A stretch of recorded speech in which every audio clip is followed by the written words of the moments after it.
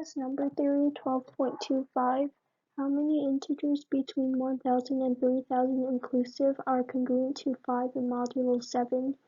So integers congruent to 5 in modulo 7 can be written as 7n plus 5. So since it's between 1000 and 3000 inclusive, then 7n plus 5 is in between 1000 and 3000, and it can be equal to them.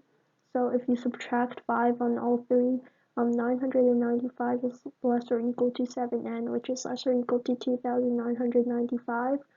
So then if you divide by 7, then n's in between 142 and 1 over 7, and 427 and 6 over 7. So if it has to be a whole number, then it would be from 143 to 427. So 427 minus 143 plus 1, since it includes 427 and 143, is equal to 285 values of n. AOPS number theory 12.26. For how many values of n where 40 is less or equal to n, which is less or equal to 80, is n congruent to negative 9n in modulo 12? So if n is congruent to negative n in modulo 12, then n minus negative n is equal to 12k for some integer k.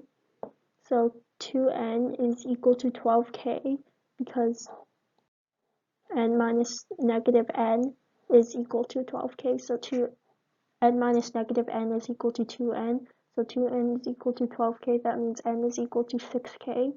So 40 is in between 6k and 6k is in between 40 and 80.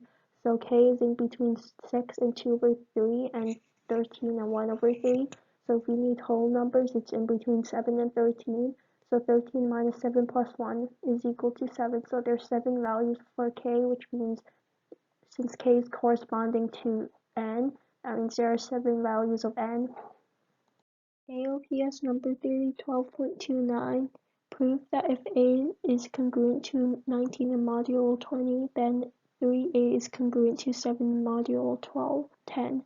So if you multiply a is congruent to 19 by 3, you get 3a is congruent to 57, which is also congruent to 27 in modulo 30. And so 3a minus 27 is equal to 30k if we let k equal to some integer.